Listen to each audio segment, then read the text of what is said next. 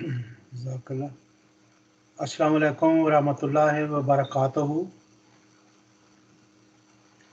औज़ु बिल्लाहि मिनश शैतानिर रजीम।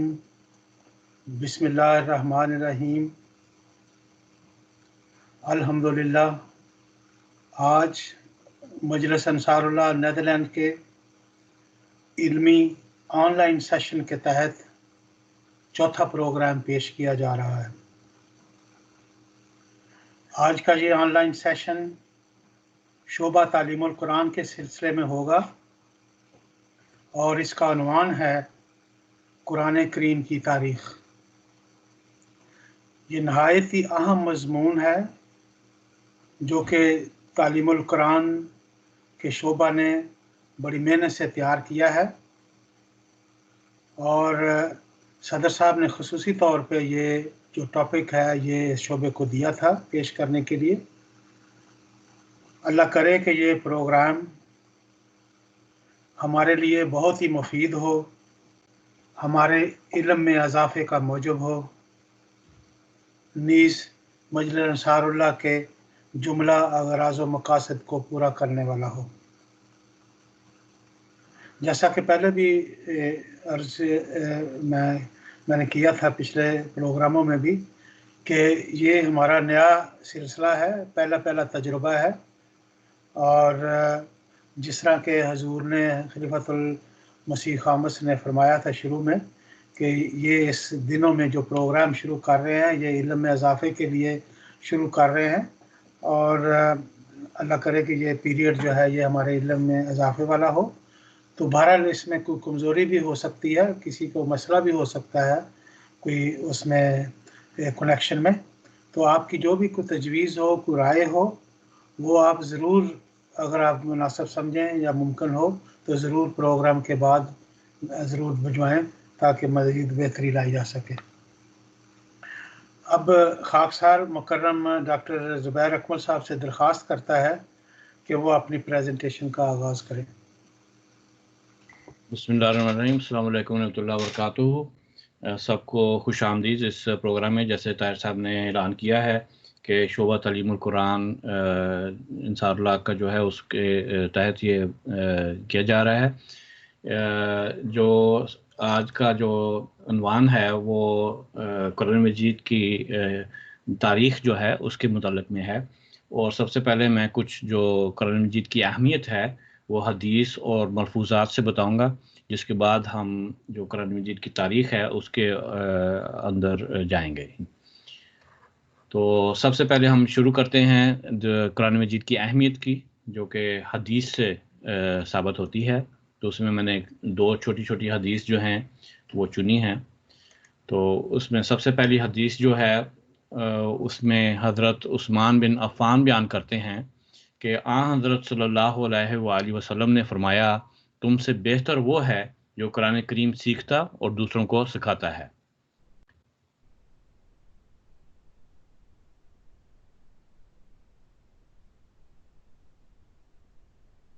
और एक ही हदीस है। उसके बाद हम चलते हैं मलफूज़ात की तरफ, जिसमें कि हज़रत मसीह मौऊद अलैहिस्सलाम ने कुरान मजीद के बारे में ज़िक्र किया है।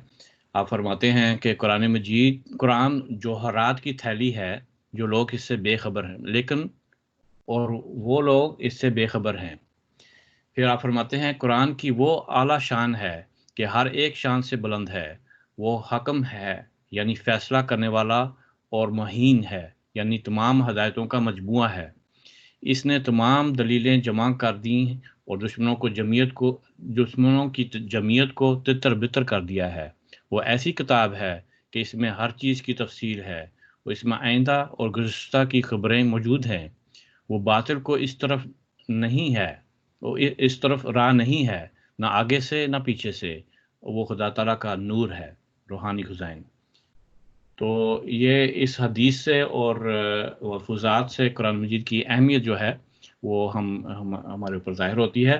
तो आइए हम जो कुरान मजीद की जो तारीख़ है और ख़ास तौर पे कुरान मजीद कैसे नाज़िल हुआ और किस तरह आज जो हम कुरान मजीद पढ़ रहे हैं वो वहाँ तक हम पहुँचे, इसके ऊपर हम आगे चलते हैं। ये कुरान मजीद जो आप देख रहे हैं یہ پہلے قرآن مجیدوں میں سے ایک ہے جو کہ برٹش میوزیم جو ہے اس میں موجود ہے۔ جیسا کہ آپ کو معلوم ہے کہ جو قرآن مجید ہے وہ حضرت نبی کریم صلی اللہ علیہ وآلہ وسلم کے اوپر نازل کیا گیا، اور سب سے پہلے آپ کو اس سے پہلے کہ آپ نے نبوت کا دعویٰ کیا، سچی خوابیں آنی شروع ہوئیں، اور وہ خوابیں جو آپ کو آتی تھیں اگلے دن پوری ہو جاتی تھیں، تو اس سے آپ کو اندازہ ہوا کہ کوئی ایسی ہستی ہے جس کی عبادت کرنا ضروری ہے، اور آپ نے اپنے آپ کو اس غار حرا میں آپ گئے اور وہاں پہ آپ نے عبادت شروع کر دی، اور کس قسم کے طریقے سے آپ نے عبادت کی یہ تو آپ ہی جانتے ہیں یا خدا تعالیٰ جانتا ہے، کیونکہ اس وقت تک ابھی تک قرآن مجید نازل نہیں تھا ہوا کہ کس طرح نماز وغیرہ پڑھنی ہے۔ بہرحال آپ عبادت میں مصروف رہتے تھے، اور یہی غار ہے جس میں کہ حضرت جبرائیل علیہ السلام جو فرشتے آئے اور انہوں نے قرآن مجید جو ہے وہ آپ کے اوپر نازل ہونا شروع ہوا، اور اس کی جو سب سے پہلی جو آیات آپ کے اوپر نازل ہوئیں وہ سورۃ العلق جو ہے اس کی آیات جو ہیں وہ آپ پر نازل ہوئیں، اور اس کو میں ابھی آپ کو پڑھ کے سناؤں گا۔ اعوذ باللہ من الشیطان الرجیم، بسم اللہ الرحمن الرحیم۔ اقرأ باسم ربک الذی خلق، خلق الانسان من علق، اقرأ وربک الاکرم الذی علم بالقلم، علم الانسان ما لم یعلم۔ اللہ کے نام کے ساتھ جو بے انتہا رحم کرنے والا، بل مانگے دینے والا اور بار بار رحم کرنے والا ہے۔ پڑھ اپنے رب کے نام کے ساتھ جس نے پیدا کیا، اس نے انسان کو ایک چمٹ جانے والے لوتھڑے سے پیدا کیا۔ پڑھ اور تیرا رب سب سے زیادہ معزز ہے جس نے قلم کے ذریعے سکھایا، انسان کو وہ کچھ سکھایا جو وہ نہیں جانتا تھا۔ یہ سورت مکی ہے اور سب سے پہلے نازل ہونے والی صورتوں میں سے ہے۔ بسم اللہ سمیت اس کی 20 آیات ہیں۔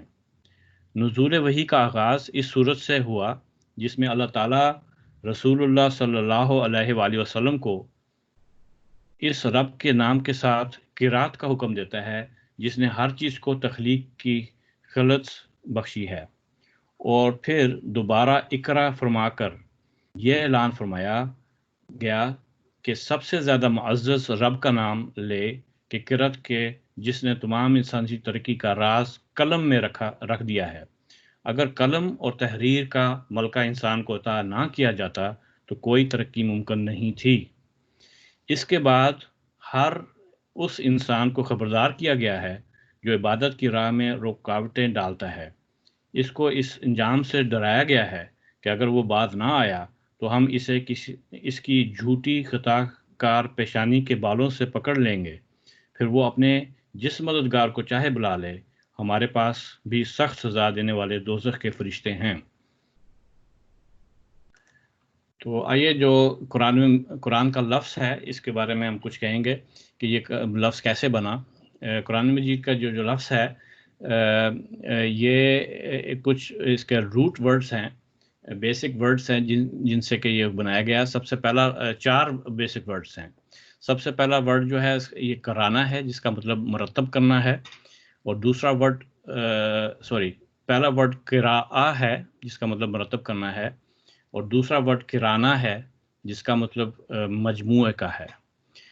تیسرا لفظ قیراتن ہے جس کا مطلب تلاوت کرنا یا پڑھنا ہے، اور چوتھا اور آخری ورڈ قرائن ہے جو کہ قرانہ کا جمع ہے، اور اس کا مطلب ثبوت کے، سمبل کے، یا جو آرگومنٹ کوئی دینا کے ہوتے ہیں۔ تو ان 4 بیسک ورڈ سے جو قرآن کا لفظ ہے وہ بنا ہے۔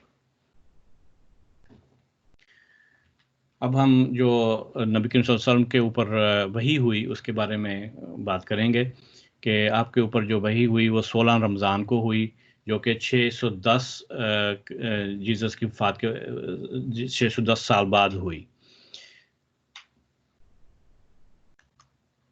جو پیریڈ ہے وحی کا، جو عرصہ ہے جس عرصے میں آپ کے اوپر قرآن مجید نازل ہوا، وہ اگر ہم پوری طرح دیکھیں تو 22 سال 2 مہینے اور 22 دن بنتے ہیں۔ جو صورتیں نبی کریم صلی اللہ علیہ وسلم کے اوپر نازل ہوئیں ان میں 2 صورتیں کے فرق کیا جاتا ہے، ایک مکی صورتیں ہیں اور دوسری مدنی صورتیں ہیں۔ جیسے کہ میں نے پہلے بتایا کہ جو عرصہ تھا وہ 22 سال کا تھا اور 2 مہینے 22 دن تھا۔ اگر اس کو ہم تقسیم کریں مکی پیریڈ کے اوپر تو وہ 12 سال 5 مہینے اور 13 دن بنتے ہیں، اور اگر ہم مدنی پیریڈ کو دیکھیں تو عرصے کو دیکھیں تو اس میں 9 سال 9 مہینے اور 9 دن بنتے ہیں۔ تو زیادہ پیریڈ جو ہے، زیادہ عرصہ مکی صورتوں کا ہے اور مدنی صورتوں کا عرصہ کچھ کم ہے۔ اب ہم مکی صورتوں کے اوپر آگے غور کریں گے کہ جو قرآن مجید کی 114 صورتیں ہیں ان میں سے جو زیادہ تر ہیں وہ مکی صورتیں ہیں، جو کہ مکہ میں جن کی نازل ہونا شروع ہوئیں یا تو وہاں پہ کمپلیٹ ہوئیں، اور کچھ ایسی بھی صورتیں تھیں جو کہ مکہ میں شروع ہوئیں اور ہجرت کے بعد جاری رہیں اور مدینہ میں بھی آئیں۔ ان کی تعداد جو ہے وہ امام زرکاشی جو ہیں ان کے مطابق 85 ہے جو کہ مکی صورتیں ہیں، جبکہ دوسرے لوگ 86 اور اس سے زیادہ کا بھی ذکر کرتے ہیں۔ اس کے جو فرق ہے وہ سورۃ الفاتحہ اور سورۃ المطافن ہے، جس کے بارے میں ابھی پوری طرح نہیں پتہ لگا کہ وہ مکی ہیں یا مدنی ہیں۔ اس میں ان کی جو ڈفرنس ہے اپینین کی لوگوں میں، تو بہرحال 85-86 جو ہیں وہ مکی صورتیں ہیں، زیادہ تر جو ہیں وہ مکی ہیں۔ جیسے پہلے میں نے بتایا کہ نبی صلی اللہ علیہ وسلم کی ہجرت سے پہلے جو 12-13 سال نبوت کے تھے اس دوران مکی صورتیں جو ہیں وہ آپ پر نازل ہوئیں۔ مکی صورتوں کے جو ہیں وہ کم لمبی ہیں مدنی صورتوں کے نسبت، لیکن ان کی تعداد جیسا کہ میں نے بتایا کہ زیادہ ہے، اور اس میں جو جن چیزوں کا ذکر ہے سب سے پہلے توحید کا ذکر ہے، اور پھر اخلاق کا ذکر ہے، دوزخ کا اور جنت کا ذکر ہے، جو زندگی ہماری اس موت کے بعد کی جو زندگی ہے اس کے اوپر ذکر ہے، پھر جو کرسچن اور یہودی عیسائی اور یہودی مذاہب کی جو کتابیں ہیں ان کا ذکر ہے، اور ان تمام نبیوں کا ذکر ہے جو کہ پہلے آئے۔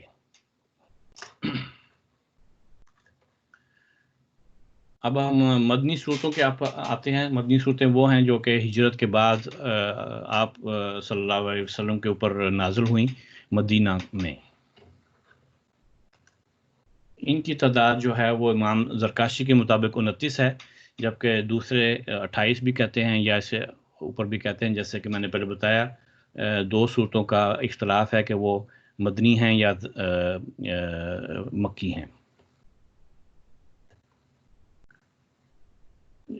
اس کا پیریڈ 9 سے 10 سال کا عرصہ جو ہے اس میں ہجرت کے بعد اور نبی صلی اللہ علیہ وسلم کی وفات تک کا جو عرصہ ہے اس دوران یہ مدنی صورتیں جو ہیں آپ پر نازل ہوئیں، اور ان کا جو ویسے ہیں تو کم، لیکن ان کی لمبائی جو ہے وہ مکی صورتوں کی نسبت لمبی ہے۔ اب ہم قرآن مجید کی تالیف کی طرف آتے ہیں کہ قرآن مجید جو ہے وہ 3 مراحل میں اس کی تالیف جو ہے ہوئی، جو کہ اب تک ہمارے پاس جو آج ہمارے پاس قرآن مجید موجود ہے اس تک پہنچنے کے لیے 3 مراحل سے گزرا، اس کی تالیف گزری ہے۔ تو وہ 3 مراحل جو ہیں وہ سب سے پہلا مرحلہ جو تھا وہ نبی کریم صلی اللہ علیہ وآلہ وسلم کی زندگی میں تھا، جبکہ قرآن مجید آپ پر نازل ہوا اور آپ نے اس کو زبانی یاد بھی کیا، اپنے صحابہ کو بھی یاد کروایا، اور اس کے علاوہ اس کو لکھوایا بھی۔ اور دوسرا پیریڈ جو تھا وہ حضرت ابو بکر صدیق رضی اللہ عنہ کا تھا، جس میں کہ قرآن مجید کو ایک کتاب کی شکل دی گئی، اور تیسرا مرحلہ جو تھا وہ حضرت عثمان رضی اللہ عنہ کے خلافت میں تھا، جو کہ تیسری خلافت تھی، اور اس میں یہ جو اوریجنل ڈاکومنٹ بنا تھا اس کی کاپیاں کر کے تمام اسلامی پروونس جو تھے، صوبے جو بن گئے تھے، ان میں تقسیم کیا گیا، اور جو دوسری کاپیاں تھیں جو ان کو ختم کیا گیا، اور جو اوریجنل کاپی کو وہاں پہ پھیلایا گیا۔ اب یہ جو 3 پیریڈز ہیں، 3 مراحل ہیں، ان کے اوپر ہم بات کریں گے ایک ایک کر کے کہ اس دوران قرآن مجید کس طرح تشکیل دیا گیا۔ نبی کریم صلی اللہ علیہ وسلم کا جو پہلا مرحلہ تھا، اس میں جو آیات تھیں ان کو ایک تو زبانی یاد کیا جاتا تھا، اور دوسرا ان کو کاغذ پہ، چمڑے پہ یا پتوں پر لکھ لیا جاتا تھا۔ اور جیسا کہ آپ کو پتہ ہے کہ نبی کریم صلی اللہ علیہ وسلم خود پڑھے لکھے نہیں تھے، نہ وہ پڑھ سکتے تھے، نہ وہ لکھ سکتے تھے، لیکن خدا تعالیٰ نے ان کو حافظہ دیا تھا، اور انہوں نے یاد کیا سارا قرآن مجید، اور اس کو لکھوایا۔ ان کے پاس کاتب موجود تھے جن سے کہ آپ نے اپنی زندگی میں ان کو لکھوایا۔ اور اس کے جو صحابہ کرام تھے، انہوں نے کبھی بھی اس درمیان نہیں آئے۔ جو نبی کریم صلی اللہ علیہ وسلم نے ان کو ہدایتیں دیں کس طرح لکھنا ہے، کون سی صورت کہاں لکھنی ہے، وہ نبی کریم صلی اللہ علیہ وسلم نے خود کیا، اور صحابہ کرام میں اس میں کوئی دخل نہیں دیا، جس کی وجہ سے جو اوریجنل کاپی تھی اس کی، وہ ہمارے پاس آج موجود ہے۔ حضرت زید بن ثابت جو کاتب تھے اس وقت، اس میں پرومیننٹ ایک کاتب تھے، جو کہ جنہوں نے کہ نبی کریم صلی اللہ علیہ وآلہ وسلم کی موجودگی میں قرآن مجید کو یاد بھی کیا اور اس کو لکھا بھی۔ تو اس لحاظ سے ان کا بہت رتبہ بنتا ہے۔ اور نبی کریم صلی اللہ علیہ وسلم کا یہ جو ہم بتا رہے ہیں مرحلہ جس میں سے ہم گزر رہے ہیں، اس میں اس وقت جو نام تھے سورہ کے، وہ بھی پتہ لگ گئے تھے کہ کون سی سورہ کا کیا نام ہے، اور سارا ٹیکسٹ جو تھا وہ لکھا بھی گیا اور زبانی یاد بھی کیا گیا۔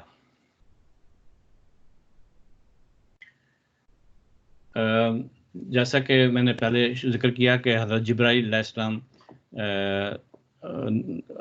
وہی لے کر آتے تھے اور نبی صلی اللہ علیہ وسلم کو بتاتے تھے، اور ہر رمضان میں جو نازل ہوا ہوتا تھا قرآن مجید کا حصہ، وہ نبی صلی اللہ علیہ وسلم سے سنتے تھے۔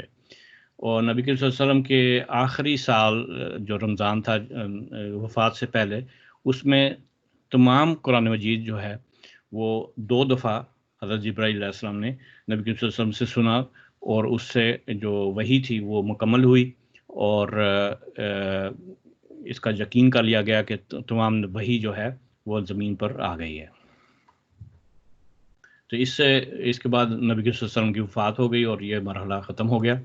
اور دوسرا مرحلہ جب حضرت ابو بکر صدیق رضی اللہ عنہ کو پہلے خلیفہ چنا گیا، اس میں آیا جبکہ نبی کریم صلی اللہ علیہ وسلم کے وفات کے بعد ایک مسلمہ نامی شخص نے نبوت کا دعویٰ کر دیا، جس سے کہ اسلام میں تفریق کا پھیلنے کا خدشہ پیدا ہو گیا، اور حضرت ابو بکر صدیق رضی اللہ عنہ نے ایک لشکر بھیجا اس کے خلاف، اور بہت خونی جنگ ہوئی جو 632 جیسس کی وفات کے بعد جو سال تھا، اس میں 11 ہجری میں ہوئی۔ اور اس جنگ میں بہت سے صحابہ جنہوں نے کہ قرآن مجید حفظ کیا ہوا تھا وہ شہید ہو گئے، اور اس کے اوپر ایک خدشہ پیدا ہوا کہ قرآن مجید کا جو ٹیکسٹ تھا وہ کہیں ضائع نہ ہو جائے۔ تو اس کے اوپر حضرت عمر بن خطاب رضی اللہ عنہ نے حضرت ابو بکر صدیق رضی اللہ عنہ کو مشورہ دیا کہ جو اس وقت قرآن مجید کے لکھے ہوئے مختلف حصے ہیں، کوئی کاغذ پر ہے، کوئی کپڑوں پر ہے، کوئی پتوں پر ہے، اس کو ایک کتابی شکل دینی چاہیے تاکہ بعد میں اس کی تعلیم جو ہے وہ محفوظ رہے اور ضائع نہ ہو جائے۔ تو حضرت ابو بکر صدیق رضی اللہ عنہ پہلے تو بہت گھبرائے یہ سن کر، کیونکہ نبی کریم صلی اللہ علیہ وآلہ وسلم کے زندگی میں کبھی نبی کریم صلی اللہ علیہ وسلم نے کتابی شکل دینے کی ہدایت نہیں کی تھی، لیکن بعد میں انہوں نے اپنا ارادہ جو ہے حضرت عثمان کی بات مان لی اور انہوں نے کتابی شکل دینے کے لیے تیار ہو گئے. اور اس کے لیے ایک 4 جو ہیں سٹیپس بنائے گئے کہ جس میں قرآن مجید کی کو ایک کتابی شکل دینے کے لیے سب سے پہلے حضرت زید بن ثابت، جو کہ میں نے پہلے بتایا تھا کہ نبی کریم صلی اللہ علیہ وسلم کی موجودگی میں جنہوں نے حفظ کیا تھا اور لکھا بھی تھا، وہ ہر آیت کی تصدیق انہوں نے کی کہ ہاں یہ واقعی وہ آیت ہے جو کہ نبی کریم صلی اللہ علیہ وسلم کے اوپر اتری اور انہوں نے ان کو بتایا. اسی طرح حضرت عمر بن خطاب جو تھے وہ بھی حافظ تھے، وہ بھی ان کو بھی مقرر کیا گیا کہ وہ بھی تصدیق کریں گے کہ جو بھی آیت لکھی جائے وہ جینوئن ہے، جو نبی کریم صلی اللہ علیہ وسلم کے زمانے کی ہے. اور 2 ایسی وٹنسز جو ہیں ان کو وہ اس چیز کی وہ گواہی دیں گے. 2 گواہ انہوں نے مقرر کیے جو کہ گواہ دیں گے کہ یہ نبی کریم صلی اللہ علیہ وسلم کے زمانے میں لکھی گئی تھیں آیات. اور چوتھے نمبر پہ جو باقی کے صحابہ نے لکھی ہوئی تھیں آیات، وہ ان کو بھی جمع کیا گیا اور ان کو بھی ویریفائی کیا گیا. اس کراس چیکنگ کا جو میتھڈ اپلائی انہوں نے بنایا، طریقہ کار کیا گیا، اس کی وجہ سے ایک ایسا ڈاکومنٹ بن گیا جو کہ بالکل اوریجنل تھا اور جو کہ نبی کریم صلی اللہ علیہ وسلم کے زمانے میں وحی کے ذریعے نازل ہوا تھا اور لکھا گیا تھا، اور یہ ایک قرآن مجید کی ایک کتابی شکل جو ہے وہ بن گئی. اور یہ جو اوریجنل ڈاکومنٹ بنا، یہ جو خلیفہ وقت تھے اس وقت حضرت ابو بکر صدیق رضی اللہ عنہ، ان کو دے دیا گیا. اور جب آپ کی وفات ہوئی تو جو اگلے خلیفہ تھے، دوسرے خلیفہ حضرت عمر بن خطاب، ان کو یہ ڈاکومنٹ دے دیا گیا. اور حضرت عمر کی وفات کے بعد آپ کی جو بیٹی تھیں حضرت حفصہ اور حضرت نبی صلی اللہ علیہ وسلم کی بیوہ تھیں، ان کو دے دیا گیا امانتاً. اور حضرت عثمان جو کہ تیسرے خلیفہ تھے، ان کا عرصہ شروع ہو گیا خلافت کا. اور آپ کی خلافت میں اسلام نے بہت سی ترقی کی اور اسلام جو ہے وہ مختلف ممالک میں پھیلا اور نان عرب ممالک میں بھی پھیلا، سعودی عرب سے باہر جس طرح کہ سیریا، عراق، ارمینیا اور آذربائیجان وغیرہ کے علاقوں میں بھی پھیل گیا. اور حضرت انس بن مالک رپورٹ کرتے ہیں کہ حضرت حذیفہ بن یمان رضی اللہ عنہ، جو کہ ان ممالک سے ہو کے آئے تھے، انہوں نے نوٹ کیا کہ قرآن مجید کو مختلف طریقے سے پڑھا جا رہا ہے اور اس کی جو تعلیم ہے وہ اس میں ڈفرنس جو ہے وہ آ رہا ہے. اور یہ انہوں نے حضرت عثمان کی خدمت میں پیش کیے کنسرن، اور حضرت عثمان نے پھر فیصلہ کیا کہ جو اوریجنل ڈاکومنٹ ہے اس کی ہم کاپیاں بنائیں. تو ایک جو اوریجنل کاپی مانتاً دی گئی تھی حضرت حافظہ کو، وہ ان سے کہا گیا کہ اس کی ہم کاپیاں بنائیں گے. وہ حضرت عثمان نے ان سے لیں اور اس ڈاکومنٹ کو کاپی بنانے کے لیے ایک کمیٹی بنائی گئی، جس میں پھر حضرت زید بن ثابت، جن کا میں پھر ذکر کر رہا ہوں، جو کہ نبی کریم صلی اللہ علیہ وسلم کے زمانے میں کہ آپ کی موجودگی میں انہوں نے قرآن مجید لکھا تھا، ان کو اس کا چیئرمین بنایا گیا، ہیڈ بنایا گیا. اور اس میں باقی کے 3 ممبر جو تھے وہ حضرت عبداللہ بن زبیر، حضرت سعید بن العاص، حضرت عبد الرحمن بن حارث تھے. اور حضرت عثمان رضی اللہ عنہ نے ان کو ہدایت کی کہ اگر ان ممبرس میں سے اگر کسی ڈفرینس ہے، وہ ایک ان کی ایک چیز کے اوپر وہ قائم نہیں ہے، تو پھر جو قریشی لینگویج میں جو عربی تھی جس میں کہ قرآن مجید نازل ہوا تھا، اس میں وہ آیت کو دوبارہ لکھا جائے گا اور پھر اس کو اس ڈاکومنٹ میں شامل کیا جائے گا. تو اس طرح ایک جو اوریجنل ڈاکومنٹ کی کاپیاں جو ہیں وہ بن گئیں. اور وہ جو اوریجنل ڈاکومنٹ تھا اس کو قرآن مجید کا جو کتاب بن گئی اس کو تمام پروونس جو تھے اسلام کے اس میں پھیلایا گیا، اور حضرت عثمان نے ہدایت کی کہ باقی کے تمام جو کاپیاں ہیں جو جن کے اوپر یقین نہیں ہے کہ وہ جینوئن ہیں، ان کو جلا دیا جائے تاکہ جو اوریجنل ہے وہی رہے. اور اس وجہ سے آج بھی قرآن مجید وہی ہے جو حضرت عثمان رضی اللہ عنہ کے زمانے میں تھا اور پھیلایا گیا.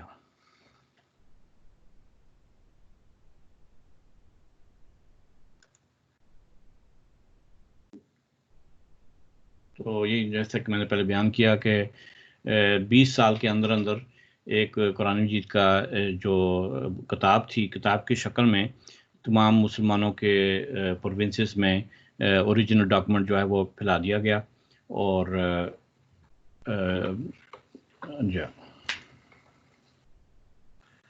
اس کے بعد اس میں کچھ چینجز آئیں جس میں کہ انہوں نے عراب وغیرہ ڈالے تاکہ جو نان عرب لوگ ہیں وہ بھی اس کو پڑھ سکیں، لیکن جو اس کا اوریجنل ٹیکسٹ تھا وہی رہا جو کہ نبی کریم صلی اللہ علیہ وسلم کے زمانے میں تھا، اور اس طرح ہمارے پاس ایک جینوئن کاپی رہی. اب میں حضرت مسلم رضی اللہ عنہ کے کچھ پڑھوں گا. اس آیت کے بارے میں حضرت مسلم موعود فرماتے ہیں کہ اللہ تعالیٰ نے قرآن مجید میں یہ بیان کیا ہے کہ خدا تعالیٰ نے اس کی خود وحی کی ہے، اور خدا تعالیٰ خود اس کو جو ہے وہ اس کی حفاظت بھی کرے گا.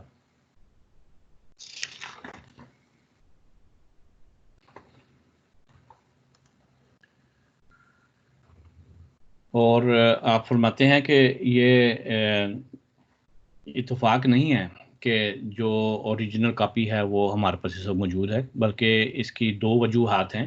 سب سے پہلے تو یہ کہ اس کو دو طریقوں سے اس کی حفاظت کی گئی ہے. سب سے پہلے تو نبی کریم صلی اللہ علیہ وسلم کے زمانے میں ہی اس کو لکھ لیا گیا تھا، اور دوسرا یہ تھا کہ اس کو حفاظ نے اس کو زبانی یاد کر لیا تھا. اور ان دو چیزوں کی وجہ سے آج ہمارے پاس جو قرآن مجید وہی موجود ہے، اور آج بھی ایسے حفاظ موجود ہیں جو کہ قرآن مجید کا عربی ٹیکسٹ زبانی یاد کرتے ہیں، اور اس وجہ سے جو اوریجنل ٹیکسٹ ہے وہ ابھی تک ہے موجود ہے. اور اس زمانے میں جب کہ حضرت مسیح موعود علیہ الصلوۃ والسلام تشریف لائے، اس اوریجنل ٹیکسٹ کے اوپر حملہ ایک قسم کا سمجھ لیں ہوا کہ جو اسلام کے جو تھے مولوی تھے انہوں نے کوشش کی کہ کچھ آیات جو ہیں ان کو خارج کر دیا جائے یا ان کو منسوخ کر دیا جائے، اور کیونکہ اس کی وجہ یہ بتائی کہ دوسری ایسی آیات اس میں موجود ہیں جو کہ ان کی تعلیم کے خلاف ہیں. تو اس وجہ سے جس طرح بائبل کو چینج کیا گیا، اس میں سے کچھ چیزیں نکال دی گئیں اور کچھ ڈال دی گئیں، کچھ تعلیم اس کی جو ہے خراب ہو گئی، اس کا خدشہ پیدا ہو گیا. لیکن خدا تعالیٰ نے اپنا وعدہ پھر پورا کیا اور حضرت مسیح علیہ الصلوۃ والسلام کو اس دنیا میں بھیجا، جنہوں نے کہ اس تبدیلی جو آنے لگی تھی اس کو روک دیا. اور حضرت مسلم یہ بھی فرماتے ہیں کہ جو اس وقت ہمارے پاس اوریجنل قرآن مجید کی جو کاپی موجود ہے، اس کی ایک وجہ یہ بھی ہے کہ جو وحی نازل ہوئی وہ بہت چھوٹے چھوٹے ٹکڑوں سے نازل ہوئی. کوئی ایک بڑی صورت ایک دفعہ میں نازل نہیں ہوئی، بلکہ چھوٹے چھوٹے ٹکڑوں میں وحی آئی جو کہ آسان تھے یاد کرنے کے لیے. اور اس کے اوپر حضرت مرزا بشیر احمد صاحب جو ہیں انہوں نے ایک ریسرچ کی ہے، اور اس کے مطابق آپ نے فرمایا کہ نبی کریم صلی اللہ علیہ وسلم نے نبوت کے بعد 7970 دن جو ہیں وہ نبی کریم صلی اللہ علیہ وسلم زندہ رہے، جبکہ جو آیات ہیں قرآن مجید کی جو آپ کے اوپر وحی کی گئیں وہ 6236 ہیں، اور جو الفاظ ہیں وہ 77934 ہیں. تو اگر اس کی اوسط نکالی جائے تو ہر آیت میں 12 لفظ ہوں گے، اور جو وحی نازل کی گئی اس میں اوسطاً 9 الفاظ ایک دن میں نازل ہوئے، جو کہ ایک ورس کے برابر بھی نہیں ہے۔ تو اس وجہ سے اگر ایک دن میں 9 الفاظ وحی کے ذریعے نازل ہوئے، اس کو بڑا آسان تھا کہ وہ لکھ لیا جاتا یا اس کو یاد کر لیا جاتا۔ تو اس طرح آہستہ آہستہ کر کے چھوٹے چھوٹے ٹکڑوں میں وحی ہوئی، اور اس کی وجہ سے ہمارے پاس جو اوریجنل قرآن ہے وہ آج موجود ہے۔ اور جیسا کہ میں نے پہلے ذکر کیا کہ آج کے زمانے میں ملاؤں نے کوشش کی کہ قرآن مجید کے کچھ آیات جو ہیں ان کو منسوخ کر دیا جائے، کینسل کر دیا جائے، اور اسی طرح کچھ آیات جن کو یہ نسخ کہتے ہیں کہ وہ دوسری آیات کے تعلیم کے خلاف ہیں، اس لیے ان آیات کا جو حکم ہے اس کو ماننا نہیں چاہیے۔ یہ خدشہ پیدا ہوا کہ قرآن مجید کے اوپر ایک دفعہ جو اس کا اوریجنل ٹیکسٹ تھا وہ ختم کر دیا جائے، اور جو لوگ ہیں وہ اپنی اوپینین جو ہے وہ بیچ میں ڈال دیں۔ تو وہ خدشہ پیدا ہوا، لیکن خدا تعالیٰ نے اپنا وعدہ قائم رکھتے ہوئے حضرت مسلمہ علیہ السلام کو اس دنیا میں بھیجا، اور آپ نے فرمایا، اور ہم پختہ یقین کے ساتھ اس بات پر ایمان رکھتے ہیں کہ قرآن شریف خاتم الکتب سماوی ہے، اور ایک شوشہ یا نقطہ اس کی شرح اور حدود اور احکام اور عمر سے زیادہ نہیں ہو سکتا اور نہ کم ہو سکتا ہے، اور اب کوئی ایسی وحی یا ایسا الہام من جانب اللہ نہیں ہو سکتا جو احکام فرقانی کے ترمیم یا تنسیخ یا کسی ایک حکم کی تبدیل یا تغیر کر سکتا ہو۔ روحانی خزائن۔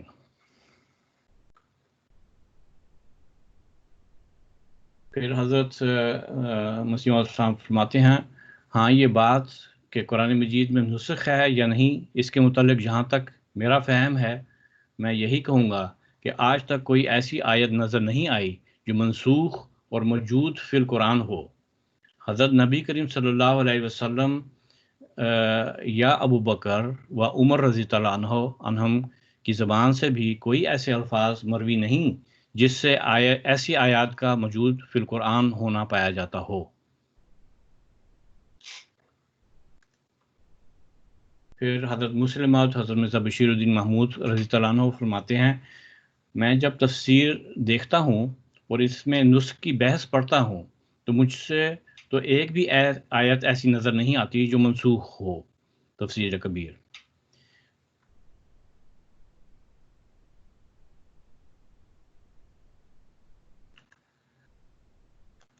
تو حضرت مسیح موعود علیہ السلام کے بھیجنے سے خدا تعالیٰ نے ایک دفعہ پھر اپنا وعدہ جو ہے وہ پورا کیا، جس میں کہ جو ایک اوریجنل تعلیم تھی نبی کریم صلی اللہ علیہ وسلم کے زمانے کی، اور جو اوریجنل ٹیکسٹ تھا اس کو بچانے کے لیے خدا تعالیٰ نے حضرت مسیح موعود علیہ السلام کو بھیج دیا، اور آپ نے اس کو چینج ہونے سے، تبدیل ہونے سے روک دیا۔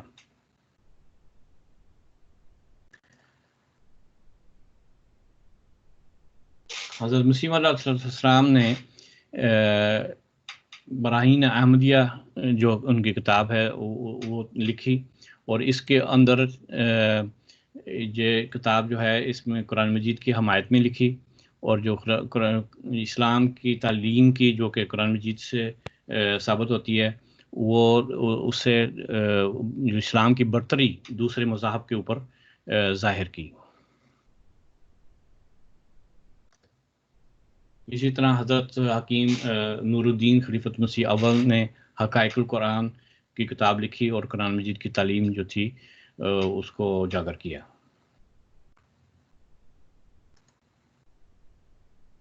اس کے بعد حضرت مسلم موعود رضی اللہ عنہ نے تفسیر صغیر اور تفسیر کبیر لکھ کر جو تعلیم تھی قرآن مجید کی، اور جو کچھ غلط تعلیم جو آ رہی تھی اس کی تصحیح کی، اور اصل تعلیم جو قرآن مجید کی تھی وہ شائع ہو گئی۔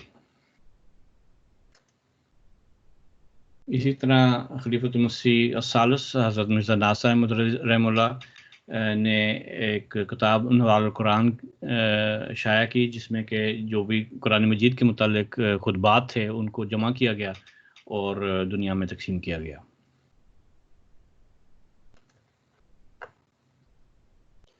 اسی طرح حضرت مرزا طاہر احمد خلیفۃ المسیح رابع رحمہ اللہ نے انگلش زبان میں جو کمنٹری تھی قرآن مجید کی وہ لکھی،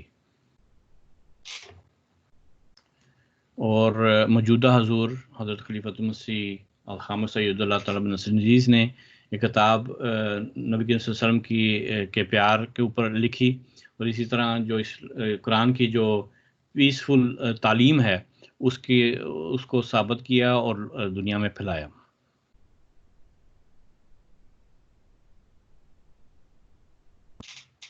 جماعت احمدیہ نے قرآن مجید کے جو کہ حضرت عثمان رضی اللہ عنہ کے زمانے سے جو عربی ٹیکسٹ تھا اس کے ساتھ 76 دنیا کی زبانوں میں قرآن مجید کی ترجمہ کیا اور اس کو دنیا میں پھیلایا، اور اس طرح جو اوریجنل ٹیکسٹ تھا جو کہ نبی کریم صلی اللہ علیہ وسلم کے زمانے سے چلتا آ رہا ہے دنیا میں پھیل رہا ہے اور پھیلتا گیا اور ابھی بھی پھیل رہا ہے۔ اسی طرح کچھ جو منتخبہ آیات ہیں قرآن مجید کی ان کی 101 زبانوں میں ٹرانسلیشن کی ترجمہ کیا گیا اور ان کو دنیا میں پھیلایا گیا۔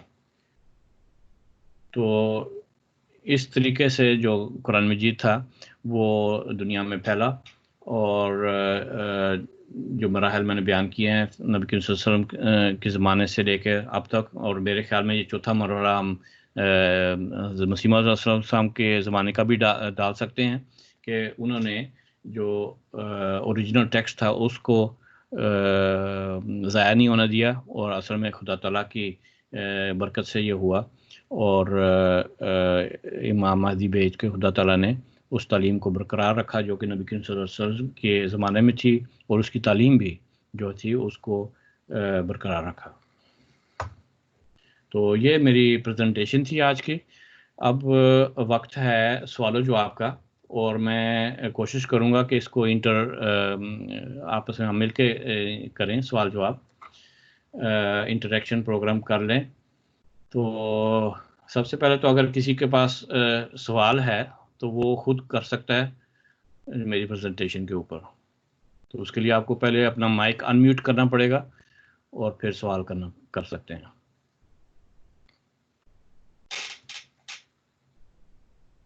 کوئی بھی سوال قرآن مجید کی تاریخ کے متعلق؟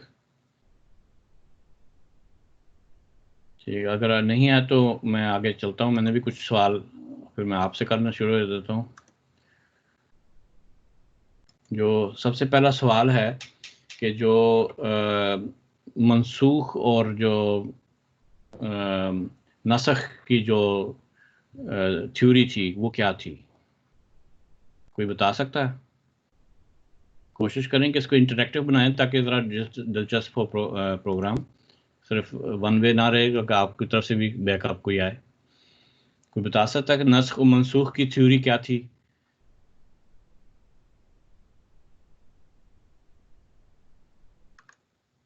تو جیسا کہ میں نے پہلے بیان کیا، نسخ جو ملا تھے اس زمانے کے حضرت مسیح موعود صلی اللہ علیہ وسلم کے زمانے کے، انہوں نے کوشش کی کہ کچھ آیات جو ہیں ان کو منسوخ کر دیا جائے، اور کچھ آیات کو نسخ قرار دیا کہ وہ ان آیات کی تعلیم دوسری آیات کے خلاف ہے، اس لیے ان کو ہمیں فالو کرنے کی ضرورت نہیں ہے، ان کی تعلیم کو، ان کے حکم کو ماننے کی ضرورت نہیں ہے۔ اور یہ ایک میں سمجھتا ہوں کہ بہت بڑا قرآن مجید کا جو اوریجنل ٹیکسٹ تھا اس کے اوپر ایک قسم کا حملہ ہو گیا تھا، اور اس میں ایک خدشہ پیدا ہو گیا کہ جس طرح بائبل کو چینج کر دیا گیا اور اس کی تعلیم ضائع ہو گئی، اس کا خدشہ پیدا ہو گیا تھا۔ لیکن خدا تعالیٰ نے اپنا وعدہ جو ہے وہ پورا کیا کہ میں نے قرآن کو نازل کیا، میں اس کی حفاظت کروں گا۔ انہوں نے حضرت مسیح موعود علیہ السلام کو، امام مہدی علیہ السلام کو دنیا میں بھیج کر ایک تو اس کو بچا لیا جو اوریجنل ٹیکسٹ تھا، اور اس کے علاوہ جو اس کی تعلیم تھی اس کو بھی ظاہر کر دیا، اور کچھ جو غلط تعلیم پھیل رہی تھی اس کو بھی اس کی بھی تصحیح ہو گئی، اور جو نبی کریم صلی اللہ علیہ وسلم کے زمانے کا قرآن مجید تھا وہ قائم ہو گیا۔ دوبارہ سے قائم ہو گیا اور اس کی تعلیم جو ہے وہ بھی قائم ہو گئی.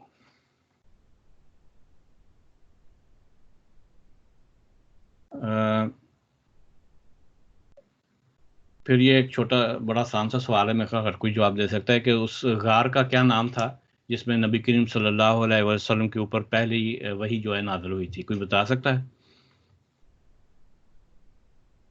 سر غار حرا.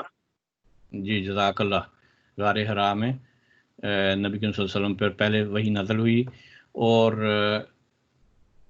اس میں آگے میں ہر ایک اور سوال بھی ہے جس میں فرشتے کا نام بھی پوچھا گیا. سب سے پہلے یہ بتائیں کہ کون سی سورت نازل ہوئی پہلی اور کون فرشتے کا نام کیا تھا؟ حضرت جبرائیل علیہ السلام. جی. سورۃ اقرا بسم ربک کا. جی نام سورت کا سورۃ العلق. جی ٹھیک ہے، بالکل جواب درست ہے کہ سورۃ العلق.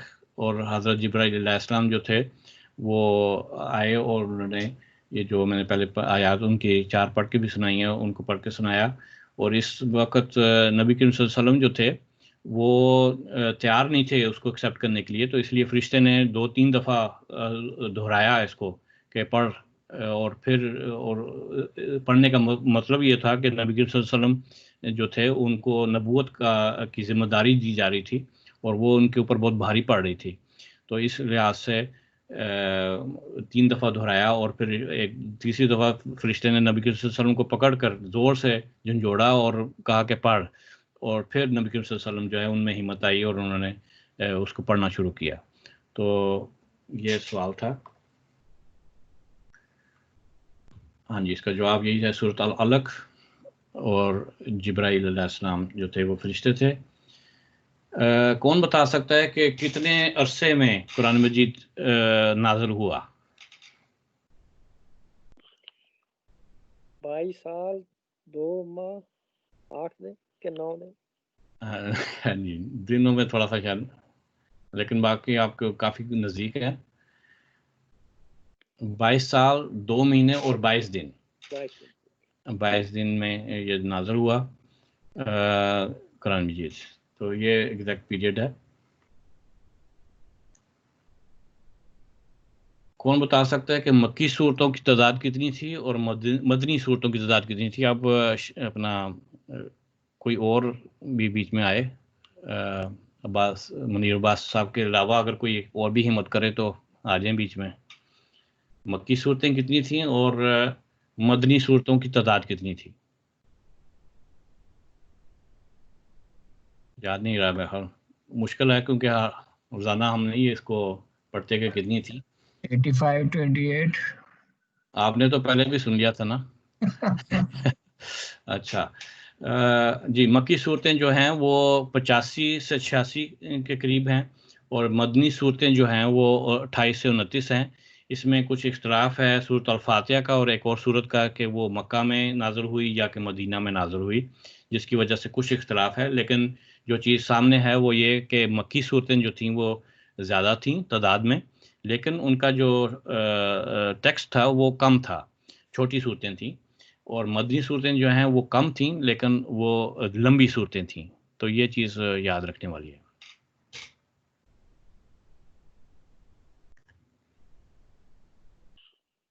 پھر اگلا سوال ہے کہ جو 3 مراحل سے قرآن مجید کی تالیف جو تھی، جو کہ آج کی کتاب ہے، وہ اس میں سے گزری، تو کون بتا سکتا ہے کہ وہ کون سے 3 مراحل تھے جن میں سے قرآن مجید کی تالیف یعنی اس کو کمپائل کرنا قرآن مجید کو وہ گزرا؟ کون بتا سکتا ہے؟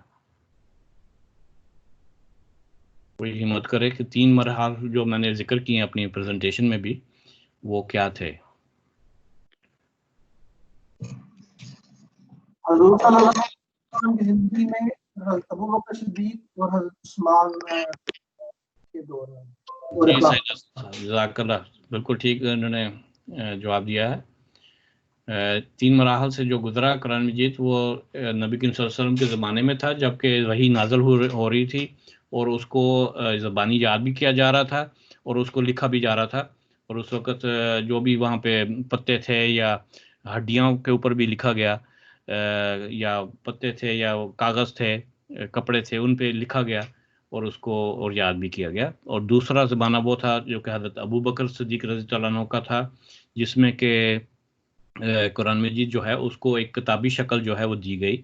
اور اس کی وجہ یہ تھی کہ بہت سے حفاظ جو تھے وہ ایک جنگ میں شہید ہو گئے، جو کہ ایک جھوٹی نبوت کرنے والا ایک شخص نے کیا تھا، اس کی جنگ میں وہ شہید ہو گئے. تو حضرت عمر کے مشورے پہ حضرت ابو بکر صدیق رضی اللہ عنہ نے اس کو ایک کتابی شکل دینے کا فیصلہ کیا اور بنایا. اور تیسرا وہ مرحلہ ہے جس میں کہ حضرت عثمان رضی اللہ عنہ کے زمانے میں جب فتوحات ہوئیں اور اسلام دوسرے ممالک میں جو کہ نان عرب ممالک میں بھی پھیلا، اور اس میں مختلف اس کی پڑھنے کے انداز پیدا ہو گئے اور اس کی تعلیم جو تھی وہ مکس ہونا شروع ہو گئی. تو اس پہ آپ نے فیصلہ کیا کہ جو اوریجنل کتاب جو حضرت ابو بکر صدیق رضی اللہ عنہ کے زمانے میں بنائی گئی تھی، اس کی کاپیاں بنا کر ان تمام ممالک میں بھیج دی جائیں. اور آپ نے یہ بھی ہدایت کی کہ باقی کی جو موجود وہاں پہ کاپیاں ہیں یا قرآن کی، ان کو جلا دیا جائے تاکہ ایک اوریجنل قرآن مجید بن جائے. اور اس حکمت عملی کی وجہ سے ہی آج جو قرآن مجید ہے وہ وہی کتاب ہے جو کہ نبی کریم صلی اللہ علیہ وسلم کے زمانے میں نازل ہوا اور حضرت ابو بکر صدیق کے زمانے سے ہوتا ہوا حضرت عثمان کے زمانے میں آیا اور اس کی کاپیاں دنیا میں کی گئیں. اور بلکہ میں سمجھتا ہوں کہ ایک چوتھا بھی مرحلہ ہے جو کہ حضرت مسیح موعود علیہ السلام کے زمانے میں ہے، جبکہ اس کے جو اوریجنل ٹیکسٹ تھا اس کے اوپر ایک قسم کا اس کو منسوخ کرنے کی کوشش کی گئی. اور جس طرح کہ بائبل کے ساتھ ہوا وہی قرآن مجید کے ساتھ ہونے کا خدشہ پیدا ہوا. لیکن کیونکہ خدا تعالیٰ نے وعدہ کیا ہوا تھا کہ میں نے قرآن مجید کو نازل کیا ہے تو میں ہی اس کی حفاظت کروں گا، تو آپ نے حضرت مسیح موعود علیہ السلام کو بھیج کر اس کو جو اوریجنل ٹیکسٹ تھا اور اس کی تعلیم تھی اس کو بچا لیا.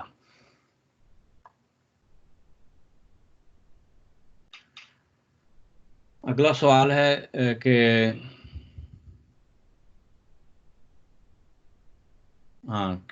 جو اوریجنل ٹیکسٹ تھا اس کو جو آج ہم ہیں، ایک تو میں نے آپ کو بتایا کہ کس طرح ہوا، کن مراحل سے گزرا قرآن مجید، لیکن اور کیا حکمت عملی تھی جس کی وجہ سے یہ بچ گیا اوریجنل ٹیکسٹ خود قرآن مجید کا؟ کوئی بتا سکتا ہے؟ شاید سوال سمجھ نہ آیا ہو کہ جو اس وقت ہمارے پاس اوریجنل ٹیکسٹ ہے وہ کس طرح اسی شکل میں ہے، موجود ہے جس طرح کے آج ہے، جس طرح کہ نبی صلی اللہ علیہ وسلم کے زمانے میں تھا وہ ہمارے پاس آج بھی موجود ہے. اس میں کوئی حکمت عملی کوئی یاد رہی ہوگا؟ ایک تو حافظ ہے جو ہمارے اس دور کے تھے اور ابھی چلتے آ رہے ہیں. سوری کیا، اب پھر دہرائیں؟ ایک جو حافظ کرام تھے اس دور کے اور ابھی چلتے آ رہے ہیں ان کے ذریعے سے. بالکل ٹھیک ہے. اور دوسرا جب آخری تیسرے مرحلے میں قرآن پاک کو کتابی شکل دی گئی اور اس کی جو دوسری غیر ضروری کاپیاں تھیں وہ ضائع کر دی گئی تھیں، پھر اس کے بعد وہی ایک ہی کاپی مستند ہوئی اور وہی ابھی تک چلتی آ رہی ہے. جی بالکل ٹھیک آپ نے کہا. ایک تو یہ کہ اس کو لکھ لیا گیا تھا نبی صلی اللہ علیہ وسلم کے زمانے میں ہی اور اس کو زبانی بھی یاد کیا گیا تھا، اور بعد دوسرے مراحل میں جیسے آپ نے بتایا کہ اس میں اس کو جو باقی دوسروں کو ضائع کر دیا گیا جو کہ اوریجنل نہیں تھیں، اور جو اوریجنل تھی اس کو اس کی جگہ لے آیا گیا. تو اس وجہ سے جو اوریجنل ٹیکسٹ تھا عربی کا وہ بچ گیا.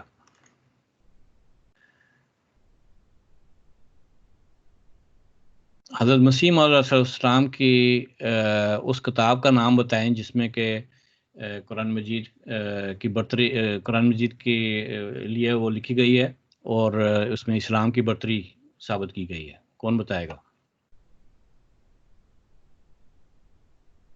براہین احمدیہ. جی براہین احمدیہ بات درست ہے.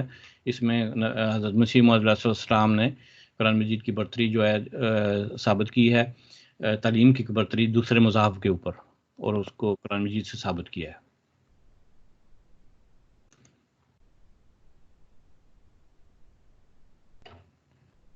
اگلا سوال پہ چلتے ہیں. اچھا یہ سوری یہ سوال یہاں پہ نہیں ہے صحیح. جی قرآن مجید کے کتنی زبانوں میں تراجم ہوئے اور جو سلیکٹڈ آیات تھیں منتخبہ آیات وہ کتنی زبانوں میں ان کے تراجم ہو گئے ہیں؟ کون بتائے گا؟ 71 زبانوں میں تو تراجم ہو چکے ہیں. کتنے میں؟ 71. اچھا اور کوئی بتائے گا؟ 76. 76 بالکل 76 ٹھیک ہے. اور دوسری جو منتخبہ آیات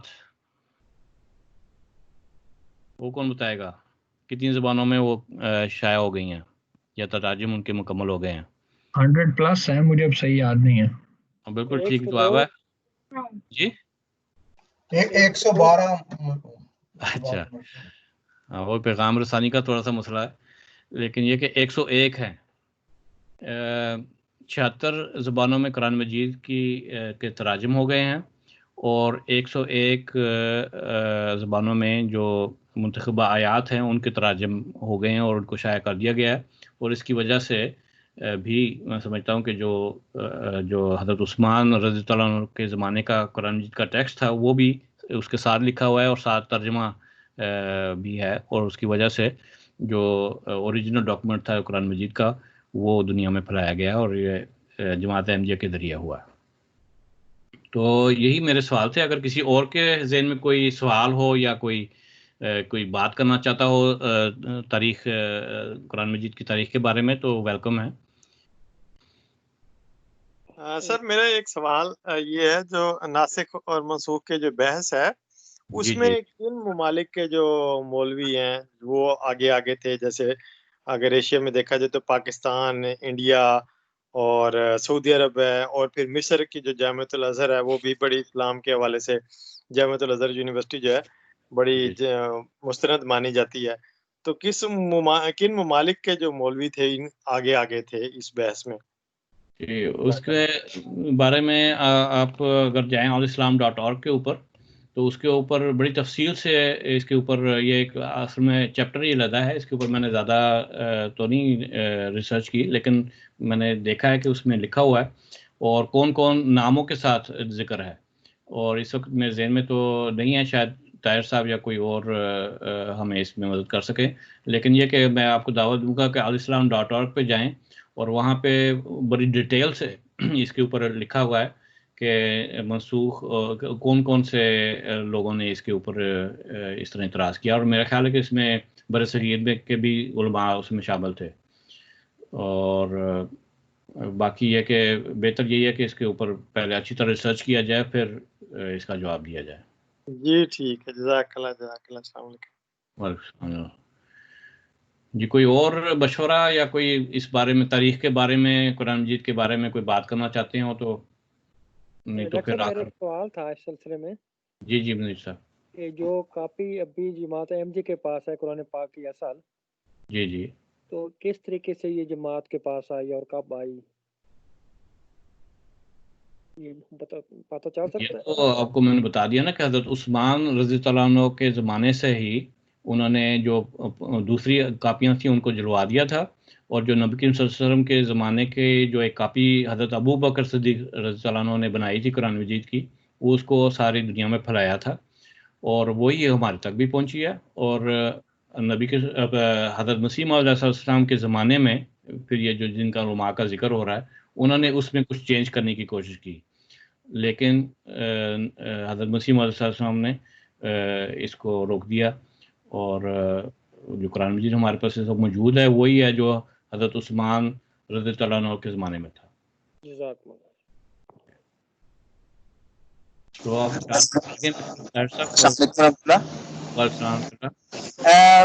میں پوچھنا چاہ رہا ہوں کہ یعنی کہ میں نے جو سنا ہے یا پڑھا ہے، کیا یہ ایسے ہی ٹھیک ہے کہ مختلف زمانے میں یہ ناسخ منسوخ کی جو تعداد ہے آیت کی یہ چینج ہوتی رہی ہے، یا مختلف جو فرقے کے علماء ہیں وہ چینج کرتے رہے ہیں کہ یا کوئی 500 کہہ رہا ہے، کوئی 200 کہہ رہا ہے، یا کیا ہے اس کی کوئی تعداد؟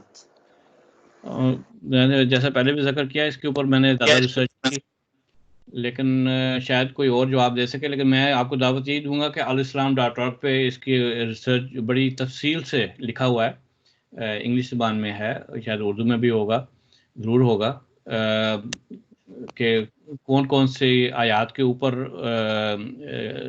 اعتراض کیا گیا اور اس کا جواب بھی جو جماعت احمدیہ کی طرف سے دیا گیا، اور وہ بھی موجود ہے، تو ناموں کے ساتھ موجود ہے اور آیات کے اوپر بھی بحث موجود ہے، لیکن یہ کیونکہ ایک بڑا تفصیلی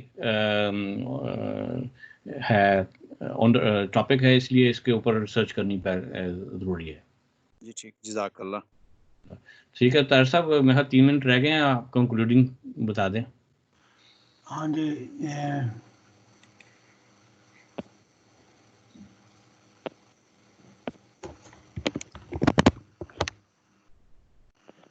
جزاک اللہ ڈاکٹر صاحب، بہت بہت شکریہ آپ کا،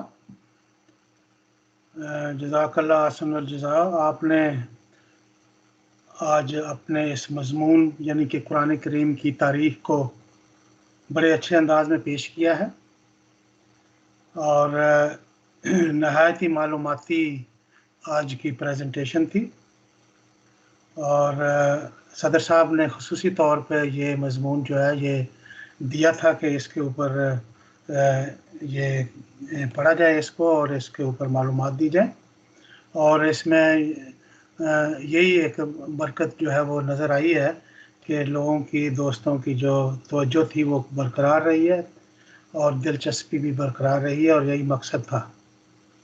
اللہ تعالیٰ ہمیں قرآن مجید کو پڑھنے، سمجھنے اور اپنے علم میں اضافہ کرنے کی توفیق دے۔ اسی طرح آج کے اس پروگرام میں شمولیت کرنے والے تمام بھائیوں کا بھی بہت بہت شکریہ کہ انہوں نے وقت نکالا ہے اور اس میں شامل ہوئے ہیں۔ اللہ تعالیٰ آپ کو بہت بہت جزا دے۔ آخر پہ جیسا کہ زبیر صاحب نے بتایا ہے، میں صرف 2 منٹ کے اندر جو ہے اس کو 1-2 چیزیں بیان کر کے اس آج کے سیشن کو ختم کرتے ہیں۔